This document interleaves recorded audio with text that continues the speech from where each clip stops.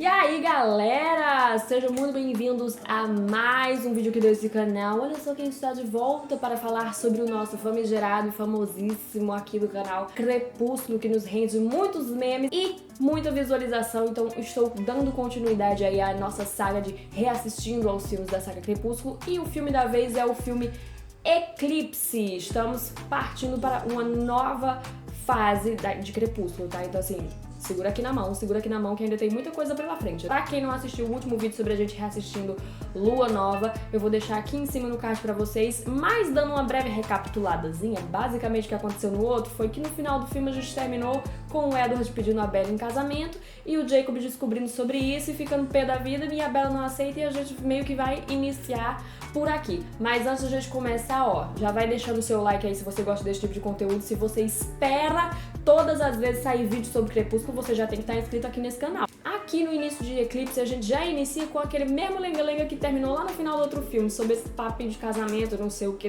das quantas. E gente, uns 15 minutos deles no meio de um campo de flor, de lavanda, sei lá que diabo é essa flor. Eles ficam ali, não sei o que, de casamento e nananã, e a Bella fica, não, mas por que casar na idade que eu tenho de 18 anos significa você dizer que está grávida? E ela não aceita, né? Aí nós também descobrimos uma coisa muito importante, que no outro filme eu julguei o coitado do Charlie, dizendo que ele tava necas de pitibiriba pra filha dele ter sumido e ter ido pra Itália. Descobrimos que na realidade ele tá pé da vida com o Edward, porque ele sumiu, a filha dele entrou numa deprê da bexiga, e aí do nada ela sumiu durante dias, provavelmente pra ir atrás da Itália buscar ele. E é engraçado como o filme tenta meio que pintar como se o Charlie fosse um pai que fica tipo, ai meu Deus do céu, você não pode sair com ele porque não sei o que, nananana. Sendo que ele tem motivos suficientes pra não querer que a Bella namore esse cara. Olha tudo que ela passou só depois que ela conheceu ele. E aí a gente descobre que a Bella está de castigo depois dela ter sumido por dias pra ir atrás do Edward na Itália, tá? Ela tem hora pra voltar pra casa, tem hora pra sair. Além de tudo isso, ela ainda dá um sermão na Bella falando tipo, pô, você tá esquecendo e deixando o Jacob aqui de lado, né? Lembra que quem ficou do teu lado quando o Edward sumiu e desapareceu e não te deu notícia nenhuma? Pois é, ele. E aí você não tá entrando em contato com ele, não tá falando com ele.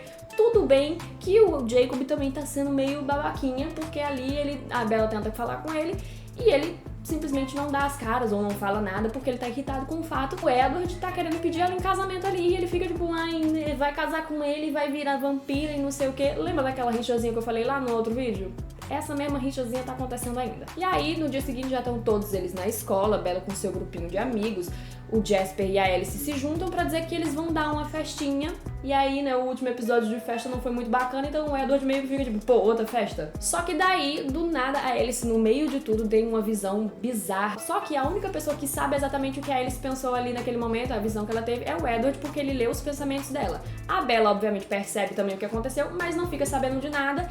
E o Edward dá aquele miguezinho nela, né, de que tipo, não foi nada não, ela só teve uma visão ali aleatória e tá tudo tranquilo. Durante, gente, um tempinho também, tá rolando uma investigação do pai dela com um rapaz que desapareceu numa cidade vizinha e os pais dele estão ali buscando atrás dele e o pai da Bella, que é policial, né, tá ali ajudando eles a tentar encontrar esse filho dele que desapareceu. Segura essa informação que ela é importante. Só que aí, gente, essa visão que a Alice teve, a gente descobre posteriormente que tem a ver com a Victoria, que é a namorada do vilão do primeiro filme, que foi ali, né, de base pelos Cullen, porque ele tava indo atrás da Bella.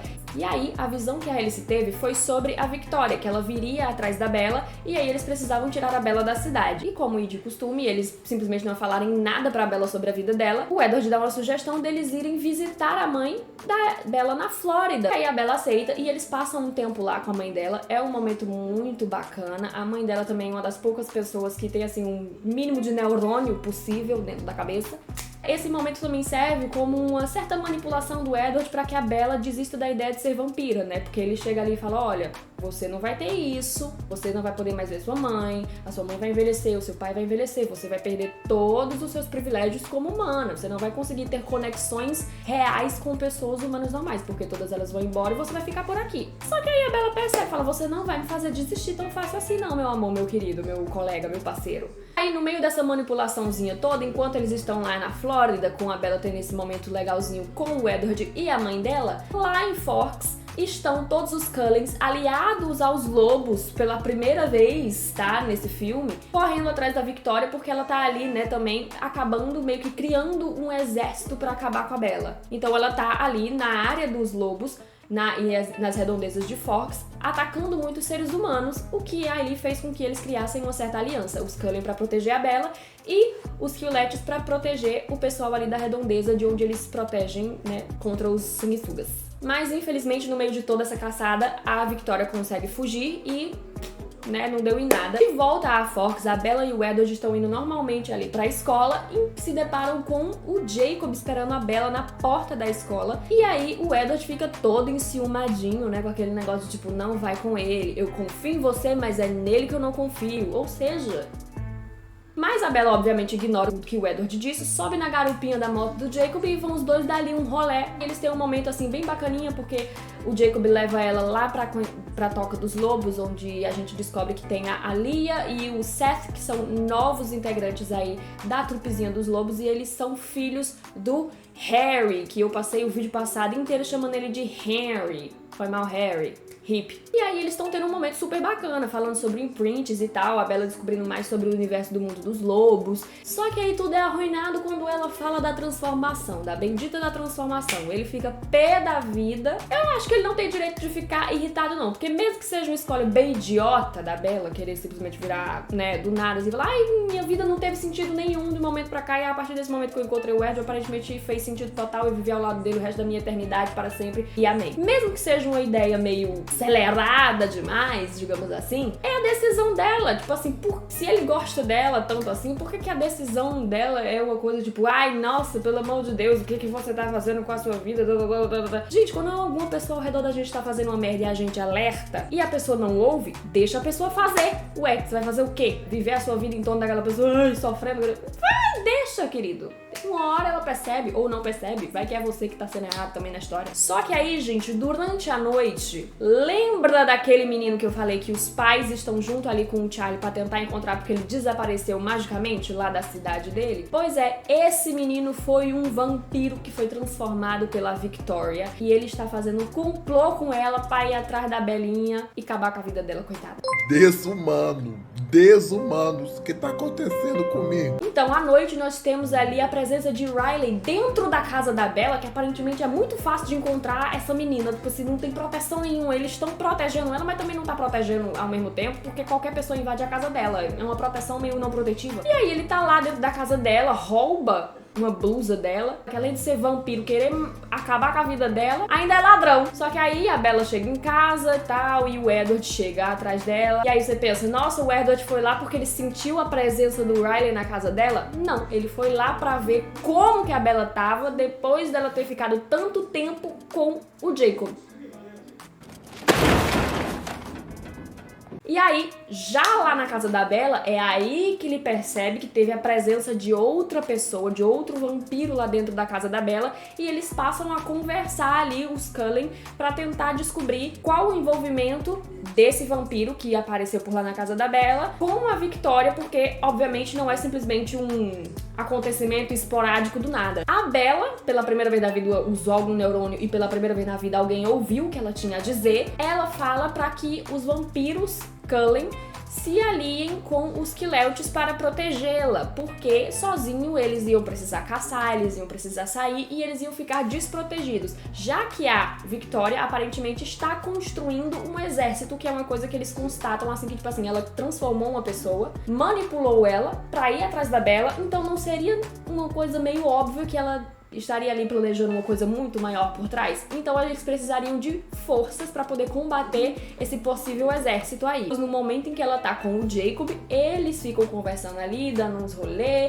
tananã, passeando ali pelas montanhas, pelas redondezas ali de onde a tribo dele protege. E aí ele vai e acha que é o melhor momento do mundo pra se confessar pra ela, como se os sinais que ele tivesse dado até agora fossem assim, muito nublados. Ninguém nunca percebeu, ela nunca teve noção. Amigo, você só tava na friend zone mesmo, ela sabia que você gostava dela. Tá escrito praticamente na sua testa. Ele acha que é a melhor ideia do mundo dar um beijão nela sem o consentimento dela. Eu acho assim muito interessante como, tipo assim, respeito mínimo não tem, nenhum. Aí, obviamente, ela fica muito chateada e faz o quê? Tome-lhe um socão bem no meio da fuça dele. Ele sente alguma coisa? Não. O que acontece com ela? Ela que quebra a mão depois disso. Engraçado que no filme anterior ela mete um tapão na cara de um lobo e não acontece nada com a mão dela. E aparentemente é só o Jacob que é feito de pedra mesmo. Daí o Jacob vai levar ela na casa dela e o Edward chega lá do nada. E aí eles começam a ter um lenga-lenga. Aí chega o Charlie e falou: minha irmã, que baixaria é essa aqui no meio da minha porta? Vamos parar. E aí acalma os ônibus, porque assim, ninguém vai querer brigar com o Charlie. O Edward leva a Bella lá pra casa dos Cullen, porque quem vai cuidar da mão dela é óbvio que é o Carlyle, né? Não tem nenhum outro médico não, ele é o único médico da cidade, aparentemente. E eu acho que é bem isso mesmo. E aí, gente, também, enquanto ali nesse momento na casa dos Cullen, a gente descobre um pouco sobre o passado da Rosalie, que é um passado, assim, meio levemente nublado e absurdo, porque, assim, a menina, ela tinha uma vida aparentemente feliz, era uma das mulheres mais lindas, namorava um dos caras mais cobiçados, que, por sinal, era um babaca. É um homem. E aí tem um momento em que ele fica, tipo, exibindo ela pros amigos dele, bêbado, acabadíssimo na cachaça. E, gente, chega um momento em que, tipo assim, acontece um acidente e ele acha que ela foi de base e todos eles fogem dali e deixam ela lá. E o Carlyle acha ela e transforma ela. E aí, gente, ela teve uma vingança de novela mexicana. Ela saiu de um por um atrás desses machos, acabando com todas as vidas dele, deixou o ex-noivo dela por último. E aí é nesse momento que acontece uma certa proximidade da Bella com a Rosalie, né? E a Rosalie expressa finalmente que ela não tem absolutamente nada contra a Bella, que a única coisa que ela acha errado a Bella fazer é a displicência com que ela tem com a vida humana, porque não é isso que a Rosalie, se pudesse escolher, assim como a Bella, ela escolheria. Ela não escolheria virar vampira, ela escolheria ter uma vida normal, ter filhos, ter netos, se casar com uma pessoa maravilhosa, incrível, como o Emmett, que ela é atualmente apaixonada por, né, que é o par romântico dela no filme. E aí, né, os Cullen descobrem, através de uma visão da Alice, que realmente a Victoria montou um exército que tá vindo com tudo pra cima da Bella, e eles têm que começar a se preparar o quanto antes. E aí, quem tem mais habilidades e táticas de guerra é o Jasper, porque ele foi xerife muito jovem, ele foi transformado pra criar recém-criados, que são os vampiros, assim, que foram recém-transformados e tal.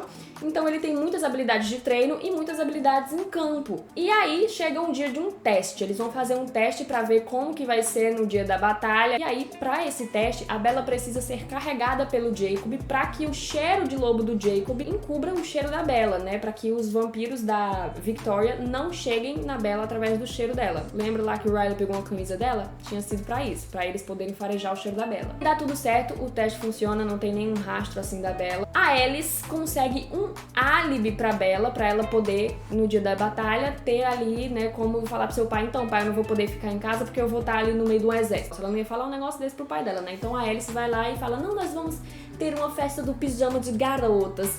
E, gente, pra eu provar o meu ponto de que a Alice é a melhor personagem que tem nessa saga de filmes, o Charlie gosta dela.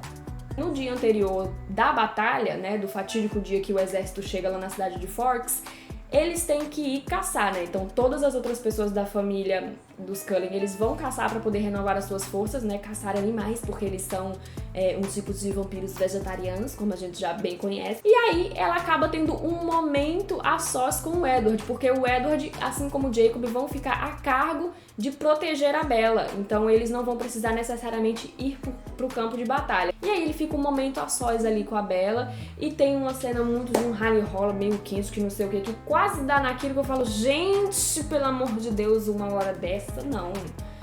Eu não sei vocês, mas eu fico muito constrangida quando tem esse tipo de cena em filme. Acho que é por isso que eu não assisto muito filme de romance, que eu falo assim: eu prefiro ver uma bomba explodindo do que duas pessoas se pegando. É muito constrangedor. Não. Eu quis entrar dentro de um vulcão, me enfiar debaixo da terra, talvez jogar ácido sulfúrico nos meus olhos. E aí, depois de quase isso acontecer, o Edward, o último romântico da face da terra, vira pra ele e fala: não, eu não farei isso. Somente depois de eu me ajoelhar no chão e pedir a sua mão e não sei o quê. E pede ela em casamento. E aí ela finalmente aceita. Eu não sei se foi por pressão ou se é porque ela falou: ai, gente, vai ser o único jeito dele me transformar ou de a gente levar esse relacionamento um passo à frente, vai ter que ser isso, então vamos aceitar logo. E aí depois disso chega a época da batalha e o Jacob tem que levar a Bella lá pra cima, pro topo da montanha, que foi o lugar onde o Edward escolheu pra eles se esconderem do momento lá da briga. Tem um momento muito, gente, desconfortável, que eu senti um desconforto aqui dentro do meu peito,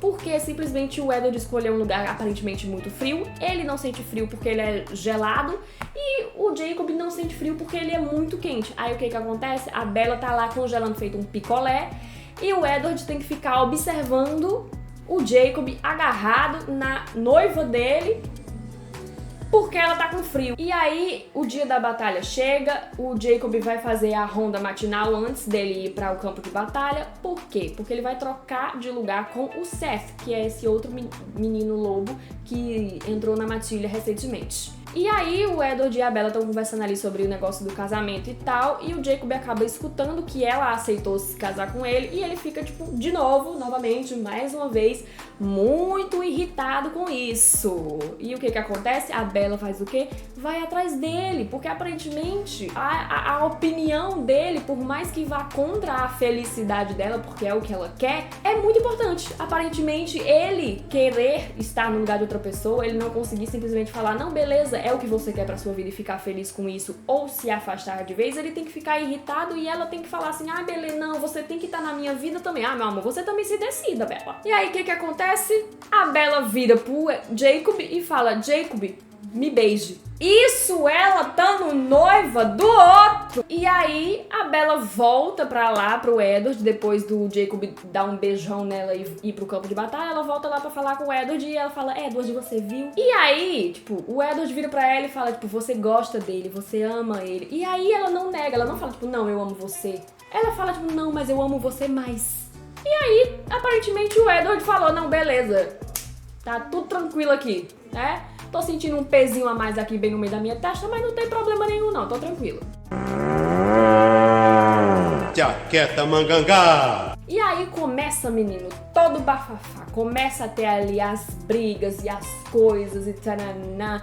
E o exército da Victoria chega. E aí o que que acontece? A Victoria, ela vai ficar lá pra brigar com os Cullen e o Lobo? Não. Se ele não tá aqui, ela também não tá. Então eu vou atrás do cheiro dele, por mais que o cheiro dela tivesse encoberto. E aí ela e o Riley vão lá pra onde tá a Bella, o Seth e o Edward, e eles começam ali a brigar entre si. O Seth, menino, dá um sarrafo no Riley, mas aí, gente, tipo assim, começa uma treta e é mu pra lá e é cacete pra cá. E é voadora, porque esse filme, gente, as lutas é tipo assim, é umas lutas que você voa 3 metros. Tem uma hora que é a Victoria que tá ganhando, tem uma hora que é o Edward que tá ali ganhando. No final, que o Edward comenta sobre a morte do James, lá do primeiro filme, que a Victoria não consegue superar aquilo, e ela simplesmente perde as estribeiras dela e vai pra cima, com tudo pra cima do Edward. E aí o Edward consegue, ó, dar cabo dela. E de volta àquele mesmo campo de flores horroroso do início, eles estão lá, começando a planejar o casamento e tananã e pipipi, popopó. Ela dá um discurso sobre crise de identidade, que ela finalmente se descobriu e que a vida dela finalmente fez sentido depois que ela encontrou o Edward. Realmente fez muito sentido, né? Quase morreu dezenas de milhares de vezes num percurso ali mais ou menos de 2 anos, ou menos de 2 anos. E ai, gente, cada filme que passa eu acho que eu preciso mais ir pra um psicólogo ver se eu consigo endireitar o meu cérebro, porque eu acho que não tá normal e natural não, certas coisas desse filme. Mas é isso, espero que vocês tenham gostado do vídeo, espero que vocês estejam aqui para o próximo vídeo também, que a gente já vai entrar no final aí da saga Crepúsculo, só faltam mais 2 filmes, o Amanhecer parte 1 e parte 2, e eu espero ver todos vocês lá, tá, gente? Então se você gostou desse vídeo, não esquece de deixar seu gostei aí, de compartilhar compartilhar pras pessoas que você acha que vão agradar desse vídeo, até pras que vocês acham que não vão se agradar, só pra você mandar um vídeo ruim se você achar ruim. De me seguir nas minhas redes sociais, porque eu também posto bastante conteúdo por lá.